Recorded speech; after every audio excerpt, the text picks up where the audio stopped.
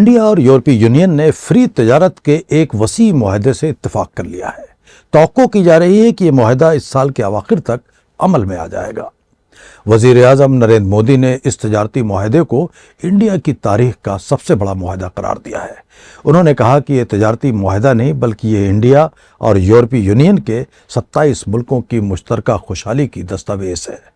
India और यूरोपीय union के मुल्कों में 2 अरब की आबादी है।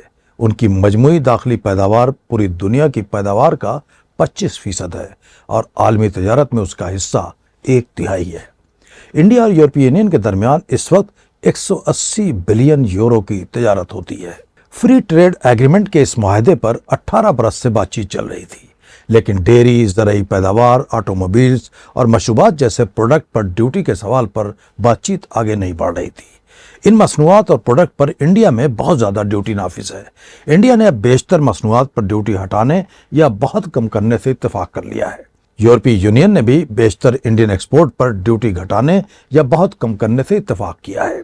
इंडिया में यह तवक्को की जा रही है कि इससे मैन्युफैक्चरिंग और स्पोर्ट्सवेयर, फुटवेयर्स, मलबूसात और सर्विस सेक्टर को बहुत फ़रोग मिलेगा। इंडिया का शुमार दुनिया के उन मुल्कों में होता है जहां दूसरे मुल्कों से आने वाली अशिया पर बहुत भारी महसूलात नाफिज हैं।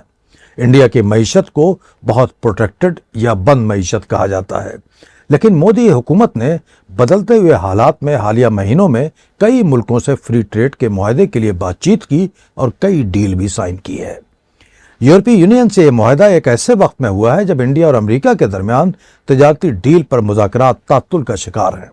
अमेरिका ने इंडिया की अशिया पर 50% टैरिफ लगा रखी है।